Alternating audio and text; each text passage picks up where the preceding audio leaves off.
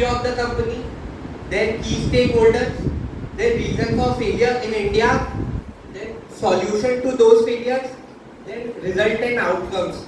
So now I would like to call Shresh Pradhan to continue further. Good morning, everyone. So I will give the brief introduction about the Ford company. So Ford company is a multinational automobiles company which was started in 1903 on June 16. So company's headquarters is established in the Dearborn, Michigan, United States of America. So the company is listed in the New York Stock Exchange market and is well operated by the Ford family itself. It is the second largest company in the United States of America after General Motors and the sixth largest automobiles company in the world. So this is the logo of the Ford which was regulated by the period of time. So these are some key products of the Ford company like automobiles, performance vehicles, luxury vehicles, commercial vehicles and the automobiles part. There are the various competitors in the market of the Ford companies like Mercedes, BMW, Ferrari, Volkswagen and many more. These are the key stakeholders of the Ford companies. There are around 1,75,000 employees working currently in the Ford company and 5.7 million vehicle they were sales around till now and 11,690 dealers they were working in the Ford companies and around 90 billion annual buys of these companies which were done and around 1,51,214 stakeholders in the companies and around 270 faculties worldwide they were doing. Now I will pass on the mic to Tanesh. Ford is one of the second largest automobile company in the world, but it is not always the same. Ford company was started in 1903, but entry Ford की शुरुआत से ही mechanics और automobile industry के engine में interest था but शुरुआत में उनको स्टीम इंजन के बारे में ज़्यादा नॉलेज थी and after the death of his mother he left his hometown and moved to Detroit to work with Edison Illuminating Company which is owned by Thomas Alva Edison and वहाँ पे उन्होंने अपनी motorcycle के 3 prototype बनाए जो 3 prototype हर बार पहनने से काफ़ी ज़्यादा बेटर थे एंड जब उनको उनके प्रोटोटाइप पर कॉन्फिडेंस आ गया देन उन्होंने वो कंपनी छोड़ के अपनी खुद की कंपनी बनाई जिसे हम फोर्ड ऑटोमोबाइल कंपनी के नाम से जानते हैं एंड अपनी कंपनी के अंदर उन्होंने बहुत सारे कार्स लॉन्च करे उन्होंने मॉडल ए से स्टार्ट किया था एंड जो मॉडल ई पे जाके एंड हुआ वैसे तो मतलब कि most popular car model T थी पर शुरुआत उन्होंने मॉडल ए से करी थी एंड लेकिन फेम उनको मॉडल टी पर आकर मिली थी एंड अर्ली 1910 में अमेरिका की रोड पर 50% से ज़्यादा जो कार चलती थी वो मॉडल टी थी हालांकि मॉडल टी की जो प्राइस थी वो $150 थी उस टाइम पे जो कि बाद में जाके रिड्यूस हो गए $280 तक। अब आप लोग सोच रहे होंगे कि इतनी महंगी कार की कीमत आधे से 1/3 से भी कम कैसे हो गई। तो Ford one of the largest automobile company थी but it was also the first company जिन्होंने साइंटिफिक मैनेजमेंट की टेक्निक्स को अपनी मैन्युफैक्चरिंग में यूज़ किया जिसके बारे में आपने फर्स्ट सेमेस्टर में पढ़ा होगा और उस कंपनी और उस प्रोसेस में उन्होंने अपनी कार की असेंबली लाइन बनाई जो कि पहले एक पूरा मैकेनिक एक स्पेशलिस्ट मैकेनिक एक करके कार बनाता था वहाँ पे उन्होंने पूरी असेंबली लाइन स्टार्ट कर दी जिसमें हर पर्सन को सिर्फ एक छोटा सा काम देता था जिसमें वो काफ़ी अच्छे से स्पेशलिस्ट हो जाते थे और उस टाइम पे डेली बेसिस लोगों को $2.5 पर डे मिलती थी पर फोर्ड कंपनी ने $5 पर डे वो भी काफ़ी थोड़े से काम पे ऑफर करती थी एंड इस वजह से लोगों में काफ़ी ज़्यादा मोटिवेशन फोर्ड कंपनी में काम करने के लिए एंड इन लेट 2019 और उस टाइम पे वर्ल्ड वॉर फर्स्ट का भी टाइम चल रहा था कंपनी को काफ़ी ज़्यादा सेल्स में रिडक्शन फेस करने पड़े एंड उसी बीच कंपनी ने कोशिश की वर्ल्ड वॉर फर्स्ट में इन्वॉल्वमेंट दिखाने की वैसे तो डेमलर काफ़ी ज़्यादा हेट करता था अमेरिकन से, लेकिन फिर भी वो हेनरी फोर्ड से काफ़ी ज़्यादा इंस्पायर्ड था। हेनरी फोर्ड ने काफ़ी ज़्यादा इन्वॉल्वमेंट दिखाया वर्ल्ड वॉर फर्स्ट में by providing their ambulance and war vehicle to support their army.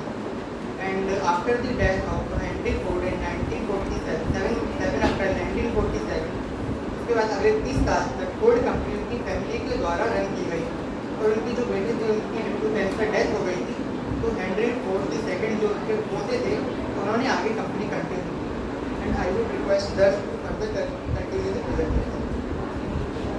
Okay, thank you, Nagesh. Now we will be discussing the reason for failure of Ford company in India. So in 1953, first time Ford ने India को छोड़ा था because India में import restrictions बहुत बढ़ गए थे and Ford को इंडिया में कार मैन्युफैक्चर नहीं करना था। But if we talk about Ford 2.0, then after liberalisation 1991 Ford India में जब आया तो फोर्ड ने महिंद्रा के साथ टाई अप करके अपनी एक कार लॉन्च करी जिसका नाम था escort. Escort 1.3 litre petrol engine के साथ ऑफर करी जाती थी, बट उसमें पावर शेयरिंग नहीं आता था, इवन रियर में पावर विंडोज भी नहीं थे।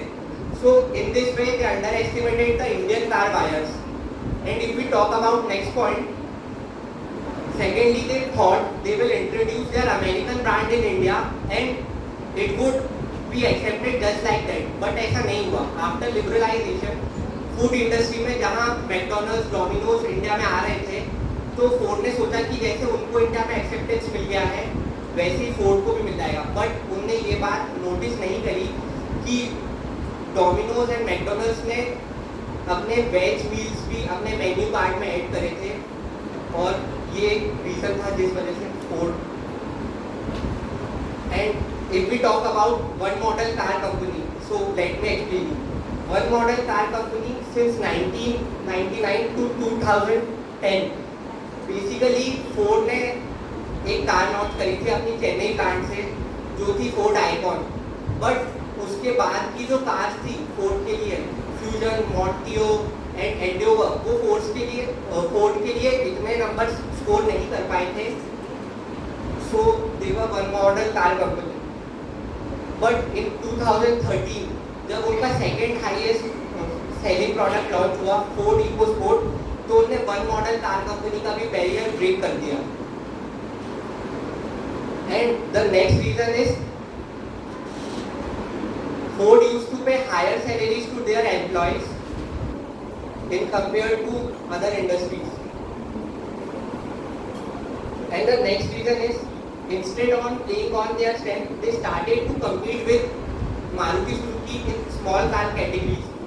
Ford basically अपनी MUVs, pickup trucks and SUVs type की गाड़ियों के लिए बहुत फेमस है, बट वो इंडिया में आके मारुति सुजुकी के साथ स्मॉल मार्केट कैटेगरी में कॉम्पीट करने लगा जो कि अपनी स्ट्रेंथ पे खेल रहे थे मारुति, बट फोर्ड अपेरेंटली आया और मारुति से कम्पीट करने लगा उस सेगमेंट में।